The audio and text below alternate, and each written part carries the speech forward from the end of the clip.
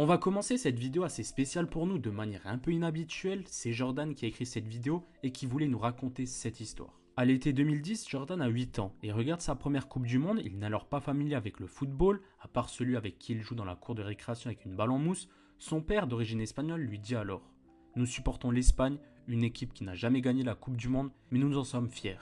Jordan ne comprend pas grand chose à ce qu'il se passe, mais il aime comment cette équipe joue, comment ses joueurs manient le ballon avec une telle facilité. Arrive alors le moment où il se passe ça. Comme un heureux hasard, l'Espagne remporte la Coupe du Monde pour la première fois de son histoire sur un but d'Andrés Iniesta, le joueur qui émerveillait les yeux d'enfant de Jordan. Il ne lui en fallait pas plus pour qu'il devienne un fan de football, de la Roja, du Barça et donc de son premier joueur préféré, Andrés Iniesta.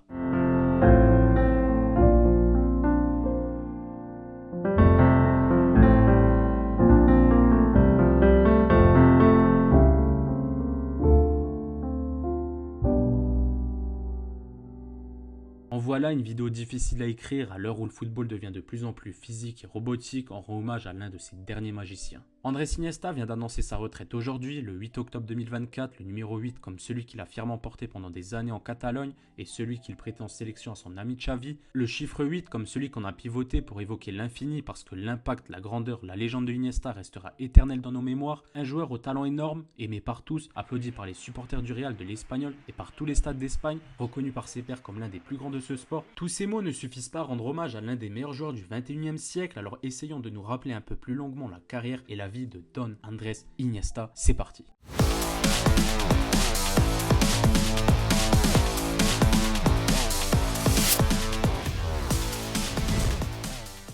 Il y a des joueurs avec qui le temps s'arrête quand ils touchent le ballon, on regarde un match en attendant qu'il se passe quelque chose, et quand un joueur comme Iniesta touchait le ballon, on regardait avec attention. Dans un temple de 100 000 personnes comme le Camp Nou, le stade se taisait pour observer Iniesta contrôler le jeu, dribbler avec son double contact, trouver une passe de génie. Le maestro espagnol l'a fait depuis ses 12 ans, quand il a rejoint la Masia en quittant sa petite région d'Albacete. Peut-être la plus belle réussite du centre de formation Blaugrana, lui qui a toujours défendu les couleurs du club, qui vient d'Espagne et qui incarne sans doute le plus le jeu barcelonais. Si le Barça a régné sur l'Europe lors de cette décennie, Andrés y était pour beaucoup, capable d'aider le petit numéro 10, de faire un taureau géant avec Sergio et Xavi, ou même d'être lui-même le héros. Pensez au Barça et vous verrez tout de suite l'évidence Lionel Messi, mais Iniesta représente peut-être encore plus le club. Sur le terrain d'abord, avec le jeu dans les petits espaces, le goût du jeu court, de la maîtrise et du génie, mais aussi en tant qu'homme.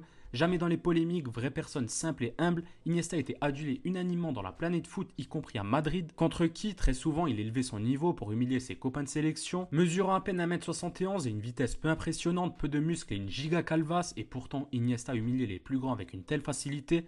Tout était facile pour lui, l'impression unique que vous pouvez jouer des heures face à lui et vous ne le reprendrez jamais le ballon. Envoyez-lui une sacoche, il le contrôlera sans souci, essayez de le bloquer avant plusieurs joueurs, il les identifiera tous sur Instagram ou s'en sortira avec une technique absolument géniale. À gauche comme au milieu, Iniesta était presque toujours le plus fort tout en rendant les autres meilleurs. Le cerveau était son meilleur geste technique, une conservation de balle unique pour mentir à tous ses adversaires. Le petit espagnol jouait toujours juste, jamais de superflu, des gestes qui faisaient toujours avancer le jeu barcelonais. Souvent entre les lignes, Iniesta pouvait participer aux longues séquences de possession, casser une ligne pour offrir la passe décisive ou même remonter tout le terrain pour montrer son génie. Aucun joueur sur la planète foot n'est plus intelligent que lui sur un terrain et déjà à son époque il pouvait être considéré parfois comme le meilleur joueur du monde. Peut-être en 2010 où le mythe raconte qu'il aurait dû remporter le ballon d'or ou alors en 2012 lorsqu'il remporte son deuxième euro avec l'Espagne en étant élu meilleur joueur du tournoi et en remportant le prix The Best. Toujours pas de ballon d'or pour lui, barré par les deux extraterrestres, mais si Ronaldo et Messi n'existaient pas, Iniesta aurait sans doute été considéré comme le meilleur joueur de sa génération. Si en France on a Zidane, l'Espagne avait Iniesta, le héros des premiers succès nationaux. Si on le compare souvent à Pirlo et à Modric, Iniesta jouait peut-être encore un autre sport, celui avec plus de génie, plus de buts et plus de moments mémorables. Dans ce profil de milieu à vocation offensif, seul Zidane tient sans doute la comparaison. Homme de grand rendez-vous, il est toujours le seul à avoir été élu homme du match lors d'une finale de Ligue des Champions, d'Euro et de Coupe du Monde. Regardez ses finales de LDC, il bouleverse d'abord le match à son entrée en 2006 et passeur en 2009 et en 2015 en étant capitaine de l'équipe. Une suite logique pour celui qui a rapidement été repéré par Guardiola à la Masia, considéré comme un crack et très vite il est devenu capitaine de l'équipe des jeunes. Il définit avec ses collègues du milieu tout un style, toute une équipe, l'image d'une nation dominante pendant 10 ans. Sir Alex Ferguson s'avouait lui-même battu en 2011 face à un tel milieu. Jouer contre Iniesta, c'était usant mentalement et physiquement pour les adversaires. Et pourtant, lui aussi a été usé par moments, notamment à la mort de son ami Dani Arquet, qui l'a plongé dans une profonde dépression avant de lui rendre le plus beau des hommages dans l'un des plus grands moments de l'histoire du football. Son maillot est d'ailleurs toujours conservé au musée de l'Espagnol Barcelone. Andrés a toujours été un homme au grand cœur et toute l'Espagne lui a rendu. attendu. Leader sur le terrain, Iniesta s'exprimait peu, laissant faire son football qui illuminait tous les fans à travers le globe. Il est l'un des seuls joueurs à n'être détesté par personne parce que lorsque vous aimez le football, vous êtes obligé d'aimer Iniesta, lui qui correspond à tout ce qu'on aime.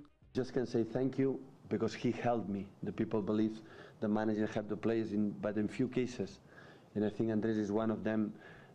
He helped me to understand the game better.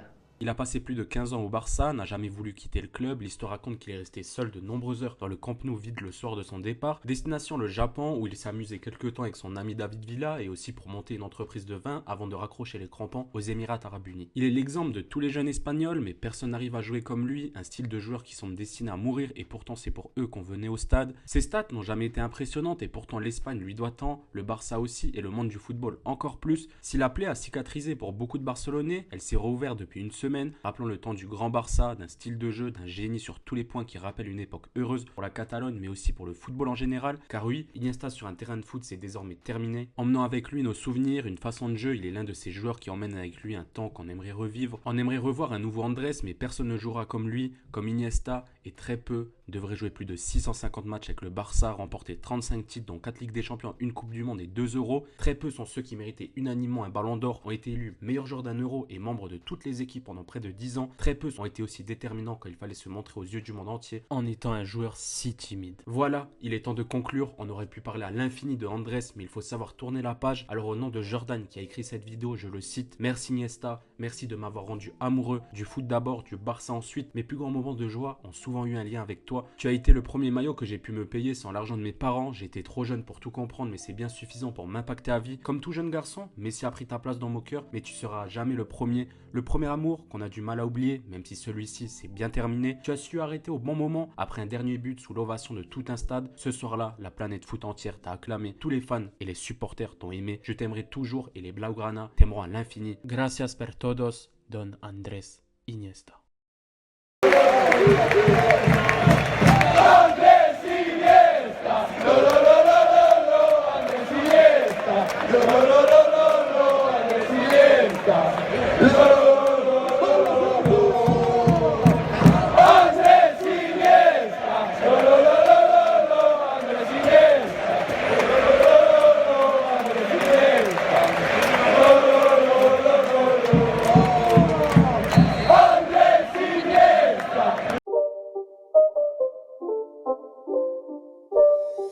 It's not a game, it's a rich thing.